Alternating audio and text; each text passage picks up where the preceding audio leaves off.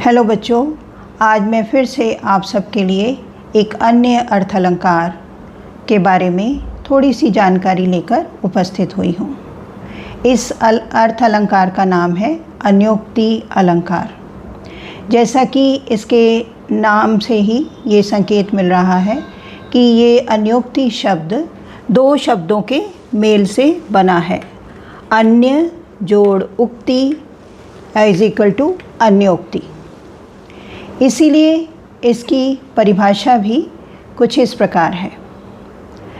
जिस काव्य रचना में उसके शाब्दिक अर्थ के अलावा एक अन्य सांकेतिक अर्थ भी छिपा हुआ हो, वहाँ अन्योक्ति अलंकार का प्रयोग होता है।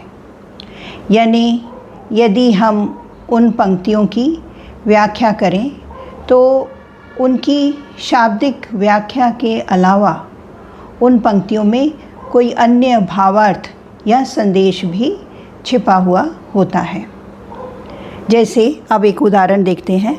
माली आवत देखिके, माली को बगीचे में प्रवेश करते हुए देखकर कलियन करें पुकार। कलियां जो हैं वो चीखो पुकार मचा देती हैं, क्योंकि वह माली जो है उन सारे फूलों को तोड़ कर ले जाता है जो खिल चुके होते हैं। फूले फूले चुन लिए काल ही हमारी बार। कलियों को लगता है कि जिस प्रकार माली आज खिले हुए फूलों को तोड़ कर ले जा रहा है, तो कल कुछ दिनों के बाद वे भी खिलकर फूल बन जाएंगी, तो फिर उनकी बारी आ जाएगी। ये माली उनको भी तोड़ कर ले जाएगा और फिर वे भी सदा के लिए इस बगीचे से अलग हो जाएंगी। तो ये तो था इन पंक्तियों का शब्दों के अनुसार अर्थ, शाब्दिक अर्थ।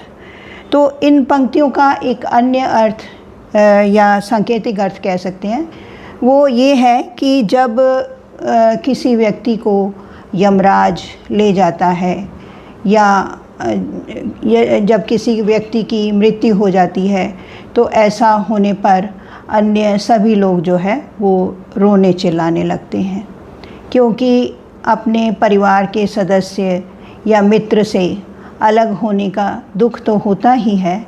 इसके अलावा उन्हें ये भी लगता है कि कुछ दिनों के बाद उनका भी यही हाल हो जाएगा, उनकी भी मृत्यु हो जाएगी या फिर उन्हें भी यमराज ले जाएगा। तो ये एक सांकेतिक अर्थ है जो इन पंक्तियों के अर्थ में छिपा हुआ है, इसीलिए यहाँ अन्योक्ति अलंकार है। तो चलिए अब हम अन्योक्ति अलंकार के कुछ अन्य उदाहरण देख लेते हैं। पहला है अति अगाध अति औथरो, नदी कूप सरुबाई, सो ताको सागर जहाँ जाकी प्यास बुझाई। अगाध का अर्थ है गहरा और आथरो का अर्थ है उथला, यानी जो गहरा नहीं होता। कूप यानी कुआं, सरु सरोवर और बाई यानी बावड़ी। इन पंक्तियों का शाब्दिक अर्थ ये है कि नदी, कुएं, सरोवर या बावड़ी जैसे जल स्रोत चाहे गहरे हों या उथले, प्यासे के लिए तो वही स्थान सागर के समान है जिसने उसकी प्यास बुझाई। इन्हीं पंक्तियों का सांकेतिक अर्थ या भावार्थ ये हुआ कि समय पर काम आने वाला साधन ही श्रेष्ठ है। इस प्रकार यहाँ अन्योक्ति अलंकार का प्रयोग है। दूसरा है स्वार्थ सुकृत न श्रम वृथा, देख विहंग विचार, बाज पर आए पानी पर तू पंछिन न मार। सुकृत का मतलब अच्छा काम, वृथा मतलब व्यर्थ, और विहंग यानी पक्षी। और इन पंक्तियों की व्याख्या ये है कि स्वार्थी होना अच्छी बात नहीं, व्यर्थ का कार्य है, इसलिए तू इसके बारे में ज़रा सोच विचार कर ले। ए बाज, शिकारी के हाथों, पानी यानी हाथों, शिकारी के हाथों बिककर तुम अपनी ही जाति के पक्षी भाइयों को मारने का कार्य मत कर। इतिहास के अनुसार अम्बेर यानी तत्कालीन राजस्थान के राजा जय सिंह मुग़ल बादशाह औरंगज़ेब के साथ मिलकर अपनी ही जाति यानी हिंदू राजाओं के साथ युद्ध करके उन्हें मारने का प्रयत्न कर रहा था।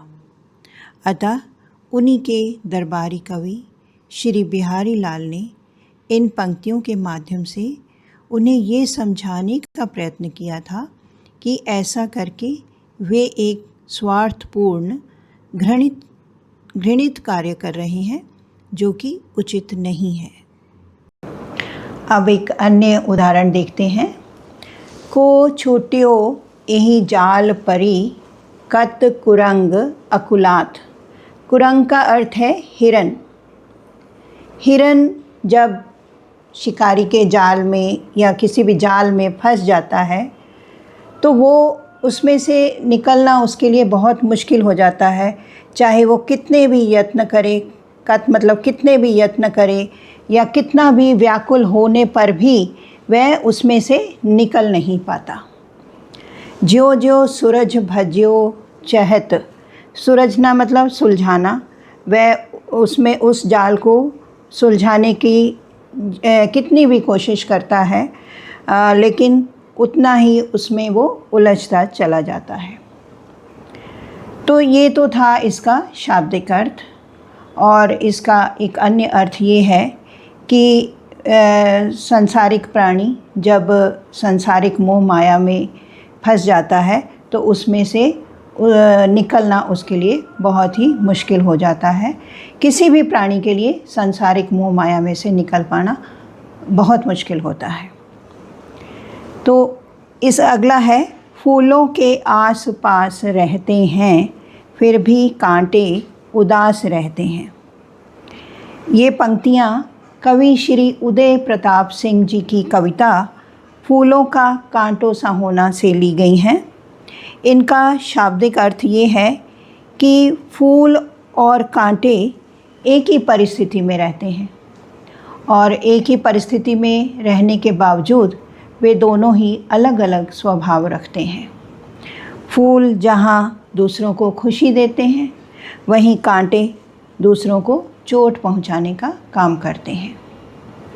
इन्हीं पंक्तियों का सांकेतिक अर्थ ये है कि किसी एक परिवार के सभी सदस्य एक स्वभाव के हों, ऐसा होना ज़रूरी नहीं। एक ही परिवार का कोई एक सदस्य बहुत ही समझदार, बुद्धिमान, शालीन और परोपकारी स्वभाव का होता है, वहीं उसी परिवार का कोई दूसरा सदस्य बहुत ही मूर्ख, गुस्सैल और लालची या अत्याचारी स्वभाव का भी हो सकता है।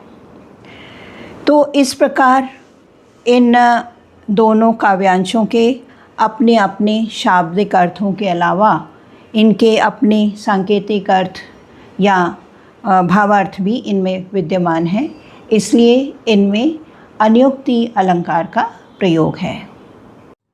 पांचवा है, नहीं पराग नहीं मधुर मधु, नहीं विकास यही काल, अली कली ही सौ बंध्यो, आगे कौन हवाल। इन पंक्तियों में राजस्थान के महाराजा जय सिंह के दरबारी कवि बिहारी लाल का कहना है कि यदि कली के पराग का आनंद भोगने के लिए भौरा उस पर निरंतर मंडराता ही रहेगा तो उस कली का फूल के रूप में विकास किस प्रकार हो सकेगा।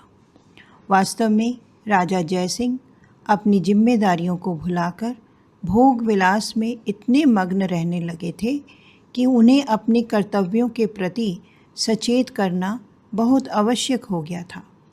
इसलिए इन पंक्तियों के माध्यम से उनके दरबारी कवि श्री बिहारी लाल जी उन्हें कर्तव्य निष्ठता की प्रेरणा देते हुए कहते हैं कि यदि महाराज अपनी जिम्मेदारियों को भुलाकर केवल भोग विलास में ही लीन रहेंगे तो देश के भविष्य का जिम्मेदार कौन होगा, देश का विकास किस प्रकार हो सकेगा।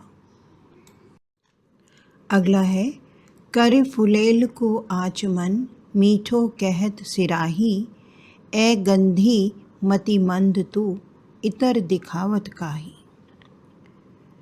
इत्र बेचने वाला एक व्यक्ति किसी गांव में गया और वहाँ के लोगों से कहने लगा कि उससे इत्र खरीद लो। उसने जब उनको इत्र दिखाया तो वे इत्र को चाट गए और ये कहकर उसकी सराहना भी करने लगे कि इत्र मीठा है। इस पर कवि इत्र बेचने वाले से कहते हैं कि हे गंधी, तुम मूर्ख हो, तुम ये इत्र उन लोगों को दिखा रहे हो जो इसका महत्व ही नहीं जानते। इस प्रकार इन पंक्तियों के माध्यम से कवि यह संदेश देना चाहते हैं कि मूर्खों के सामने विद्वान को अपनी विद्वता का बखान नहीं करना चाहिए, क्योंकि वे इसके महत्व को बिल्कुल भी नहीं समझते। तो बच्चों, इन सब उदाहरणों के माध्यम से आप अन्योक्ति अलंकार को अच्छी तरह समझ गए होंगे। अगले वीडियो में एक अन्य अर्थ अलंकार के साथ ज़रूर मिलेंगे। तब तक आप लोग वर्ण आरव चैनल को सब्सक्राइब अवश्य कर दें। धन्यवाद। जय हिंद। Bye bye.